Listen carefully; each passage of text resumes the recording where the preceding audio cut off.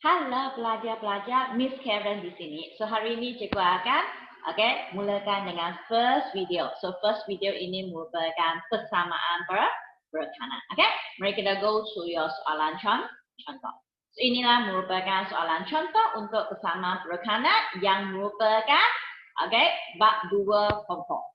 So formula yang paling penting ialah accept sama dengan equity per milik tambah with your liability.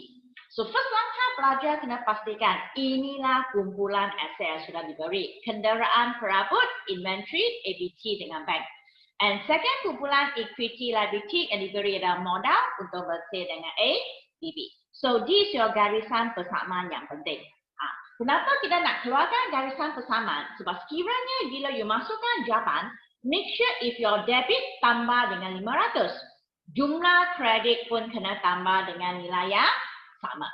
Dan di sebaliknya, sekiranya debit sudah tambah dengan tolak dengan 1,000, maka jumlah equity dengan liability pun kena tambah 1,000. Dan butir-butir yang diberi adalah aset liability, tak ada hasil dan belanja. Sekiranya hasil belanja berlaku, make sure untung bersih. Untung bersih ini merupakan satu khas untuk kita masukkan all your untung dengan rugi dan juga hasil dan belanja. Untung bersih akan bertambah sekiranya untung kita terima hasil. Untung bersih akan kurang sekiranya kita mengalami kerugian belanja. So untuk buatkan maklumat tambahan, gunakan common sense. If you beli, nilai dia akan tambah. If you jual, nilai dia akan kurang. Untuk wang, if you bayar, nilai dia akan kurang. If you terima, nilai dia akan bertambah. So langkah pertama, make sure kita akan salingkan your baki bibi from the PKK yang sudah diberi. So nilai kenderaan 50,000. Perabot 13,500, inventory 11,500, ABT 12,000 dan juga bank adalah 9,300. Nilai modal sudah diberi 69,900. Untung bersih 17,900. Tapi sekiranya rugi bersih, make sure you kena letak negatif. And ABB yang masih belum bayar 8,500. Kemudian kita akan mulakan dengan urus niaga yang diberi. First, belian barang niaga secara kredit bernilai 6,600 daripada Krista Enterprise. Barang niaga untuk bab ini, barang niaga mesti masukkan in your inventory. Tapi remember, hanya khas for bab persamaan. Bab-bab lain jangan gunakan inventory. Bab-bab lain, barang niaga kena gunakan account belian. When you beli, your inventory akan bertambah 6,600. Kemudian you beli daripada Krista Enterprise. You kena beli. I beli tanpa bayar. Tanpa bayar maksudnya belum bayar. So Krista Enterprise akan merupakan your ABB. Masih belum bayar, hutang akan bertambah. Now double check. Aset tambah, liability tambah dengan nilai yang sama. So my account adalah seimbang dan your jawapan sudah komplit. Kedua, pemilik membawa masuk. Keyword ialah membawa masuk perabot peribadi. Bernilai 1,500 untuk kegunaan pejabat. Setiap kali pelajar nampak membawa masuk atau memasukkan, make sure modal akan bertambah 1,500. And you bawa masuk perabot, nilai perabot akan bertambah. Ketiga, jual 1/4 daripada inventory. Inventory kita jual. Jual inventory kepada peniagaan Tiara dengan harga 5,700. Dia kata jual 1/4. Inventory maksudnya barang. So bila kita jual, jangan gunakan nilai BB. When sini kita ada maklumat tambahan, you kena masukkan nilai yang baru. So gunakan 11,500 tambah dengan 6,600 baru darab 1/4. 4. So ini bermaksud harga inventory yang kita jual, harga cost iaitu harga belian ialah 4525. So bila you jual, make sure nilai dia akan berkurang. Okay, nilai dia akan berkurang. And tapi kita akan jual dengan harga sama. You jual kepada perniagaan Tiara, no tunai, no bank, no check. Jual dan belum terima wang. So belum terima daripada ABT. Ingatlah, ABT punya hutang akan bertambah 5,700. And now double check. Stok hanya 4525. But I jual dengan harga 5,700. Perbezaan itu akan merupakan keuntungan. Untung. So your untung bersih akan bertambah 1175. When you double check, debit tambah 1175. Kredit pun mesti tambah dengan 1175. Okay, some pelajar selalu keridukan tentang ABT dengan ABB. Remember, if jual, both asset. If beli, satu asset, satu liability. Okay, number 4. Peniagaan Tiara memulangkan barang, pulangkan barang 576 kerana rosak. Barang niaga tersebut berkos 480. Berkos itulah harga belian anda. So, bila dia pulangkan barang kepada saya, my inventory akan bertambah nilai kos 480. Hari itu, sebenarnya stok ini, I jual dekat dia dengan harga 576. So, hutang ABT, dia sudah pulangkan barang kepada saya. So, hutang dia akan berkurang 576. Tapi nampak, tidak tak imbang. Sebab, bila you bandingkan 480 dengan 576, maksudnya barang ini saya tak jual. Hari itu, I jual untung. But sekarang, dia pulangkan barang, I sudah rugi 96. So, yang untung akan tolak 96. Next, membayar Ming Trading 5,720 dengan cek dan terima diskaun 320. Inilah bahagian di mana pelajar selalu melakukan kesilapan. Okay, for bahagian ini pelajar mesti ingat kalau terlibatkan ABT ataupun ABB, nilai ABT dan ABB mesti merupakan nilai bank. Okay, biasa kita guna bank tambah with the discount. Discount bukan tolak. Pelajar paling suka pergi tolak tanda discount. Okay, nilai ini kita mesti tambah. Okay, how we do the answer kan? Saya bayar Ming Trading 5720 dengan cek. When you bayar, cek yang saya bagi ialah 5720. So, bank punya nilai mesti tolak 5720. Jangan tolak discount. Discount itu sudah ditolak. Okay, so bila you nampak, okay, nilai ini ialah nilai yang dibayar. Kemudian ada discount. So, bila ada discount, tadi juga sudah mention, ABT dengan ABB, I bayar kepada siapa? I bayar kepada ABB.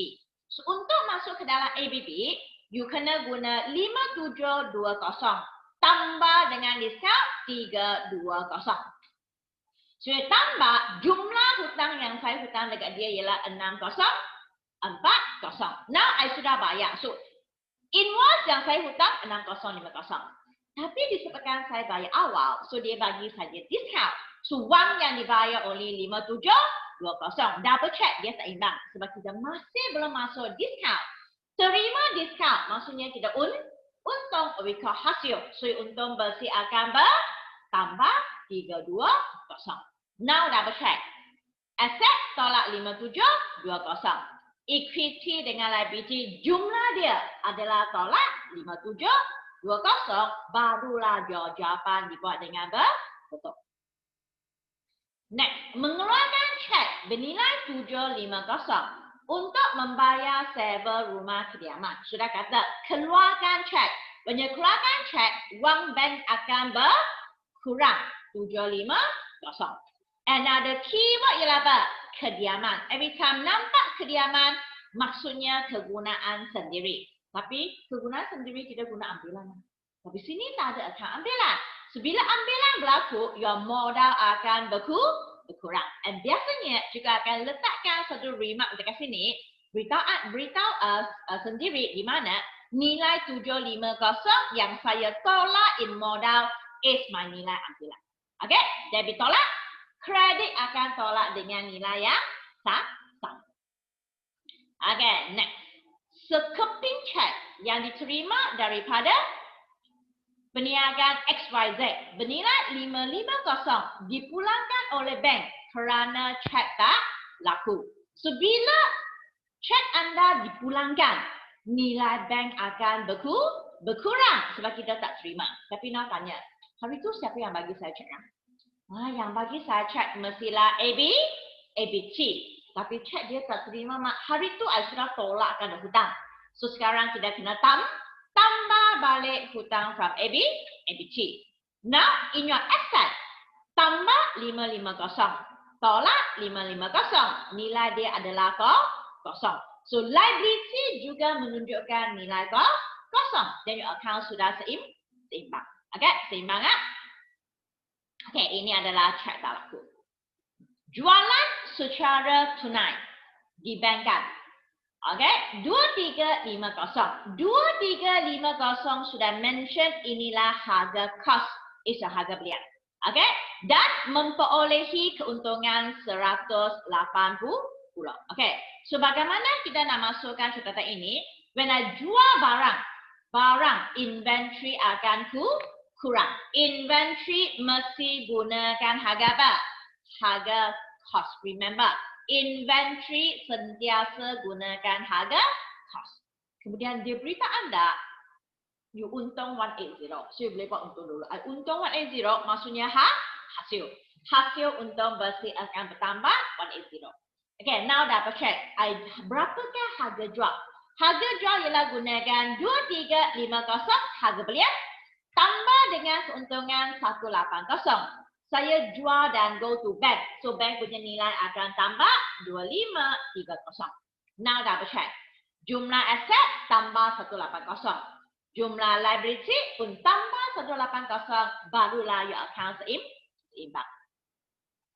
Next one. Menerima cek daripada ABT berjumlah 8,700 untuk menjelaskan hutang yang berjumlah. The keyword ialah berjumlah 9,200. Tapi saya hanya terima berapa? Terima 8,700. Okay, now you terima cek. Terima cek. Bank punya wang akan bertambah 8,700. Sebab cek itu bernilai 8,700. Tapi dia kata, ABT, dia bayar untuk hutang yang berjumlah 9,200. So, hutang dia akan tolak. Kenapa nilai tak sama? Ini bermaksud ABT bayar awal. So, bila bayar awal, I sudah bagi dia diskaun 500. Perbezaan antara 9,200 dengan 8,700 ialah 500. So, I bagi diskaun. Bila bagi dia diskaun, maksudnya I rugi. Sebab untung bersih akan tolak 500. Now, double check. Debit tolak 500. Kredit pun tolak 500. Akhir sekali, membayar gaji. Bayar gaji. Every time, kalau you nampak bank tunai dengan cek, buatkan bank tunai dengan cek dulu. So every time you bayar, bank punya wang akan kurang 900. Now gaji. Tapi di sini tak ada gaji. Tapi jangan lupa, kita bayar gaji itu merupakan belanja. So bila belanja berlaku, my untung bersih akan tolak 900. Now double check. Debit tolak, kredit pun tolak. Dan urus niaga sudah complete. Okay, for untung baki HB, anda dikendaki jumlahkan dan dapatkan nilai yang baru. So, kenderaan tak ada perbezaan. So, kita akan masukkan 50,000. Okay, so for perabot, kita kena guna 13,500 tambah 1,500. So, jumlah yang baru 1,500. So, yang lain pun sama. All plus minus untuk dapatkan nilai yang baru. Okay, tapi for this one, I kena recalculate. 69900 tambah 1,500 tolak 750. So, your jawapan ialah 70650.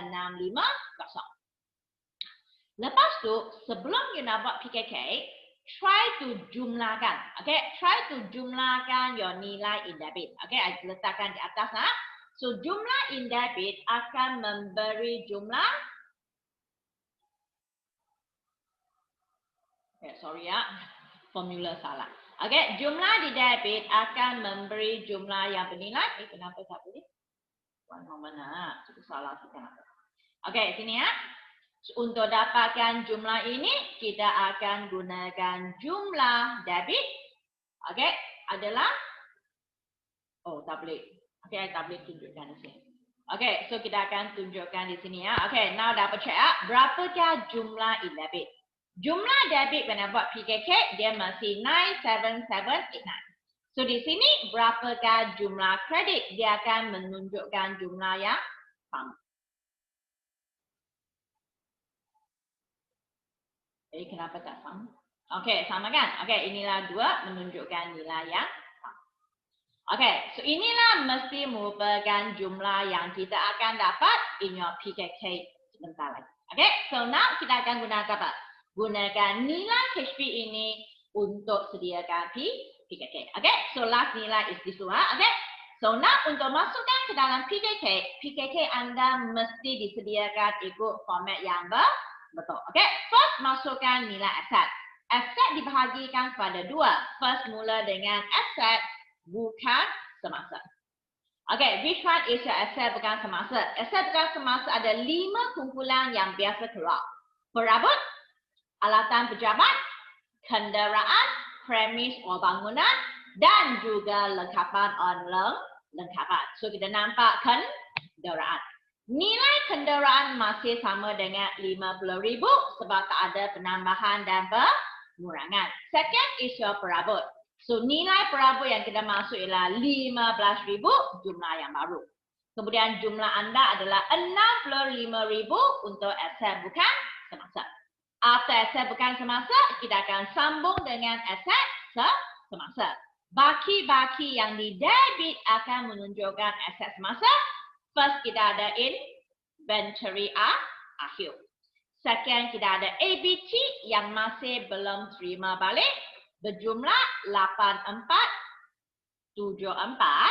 And inventory akhir ialah 11705. Lepas tu wang dalam bank yang masih belum terima. Okay, nilai dalam bank yang masih belum terima. Yang masih ada baki dia 12610. Okay, ketiga-tiga ini akan dijumlahkan. This your jumlah aset semasa. Okay, kemudian kita masih tak jumlahkan lagi sebab kita nak buatkan bahagian kredit. Okay, go to credit. Kredit mesti mula dengan equity pemilik. And nilai equity pemilik, formula equity sudah fix. Mula dengan modal awal, tambah with your untung bersih. Okay, kemudian kosongkan satu baris, baru tolak with your ambilan untuk dapatkan modal akhir. Okay, now when come to modal awal ini, you must be careful sebab kita ada satu special remarks di sini. Remarks ini menunjukkan ambilan. So nilai ini must go to ambilan and tolak 750. So bila ambilan dikeluarkan in bentuk formula ini, when you do your modal awal. So modal awal sepatutnya you kena masuk 70650. Tapi sebab ambilan mesti ditunjukkan sebagai satu format, so you kena tambah balik ke ambilan 750 yang tadi kita sudah remarkskan di sini. So your modal awal ialah 70650 plus 750. So modal awal mesti guna 71400. Kalau you tak keluarkan in this way, pelajar akan hilang markah. Okay, so untung bersih ialah 18079. Jumlahkan. Okay, jumlahkan ini menunjukkan jumlah yang baru. Okay, so bila jumlahkan, this is your jumlah yang baru. Baru kita akan tolak with your ambilan 750 untuk dapat modal akhir. After modal akhir, kita kena sambung dengan liability bukan semasa. Hanya 2 kemungkinan. Satu isu pinjaman, satu isu gadai janji. Tapi sini nampak tak? Tak nampak. Kita hanya ada A, B, B. So soalan ini kita tak ada liability bukan semasa. Then kita akan terus go to your liability semasa. Okay, terus go to your liability semasa. So liability semasa ini hanya satu sahaja. So bahagian kredit biasanya first column tak guna. Okay, so kita hanya masukkan account belum bayar yang memberi nilai 9060. Okay, now baru kita jumlahkan. Kenapa tadi juga tak jumlahkan? Sebab jumlah ini sepatutnya mesti ada satu baris yang sama. Okay, now jumlahkan your asset bukan semasa. Dengan aset semasa, dia akan memberi nilai yang sama. Okay? Kredit pun sama. Jumlahkan yang modal akhir tambah dengan ABB. So, dia akan menunjukkan nilai yang seimbang. Dan soalan ini kita sudah complete. Okay? So, soalan ini kita sudah siap untuk persamaan perkanan. So, ini akan memberi markup 20 dalam perbedakan. Okay? Suatu soalan yang lengkap. Okay? Itu sahaja for persamaan hari ini. So juga akan masukkan untuk bab yang lain. Okay? So jangan lupa subscribe and on your notification. Okay? So that you boleh dapatkan all your video yang juga upload tak lama lagi. Okay? So itu sahaja untuk hari ini. Thank you. Bye bye.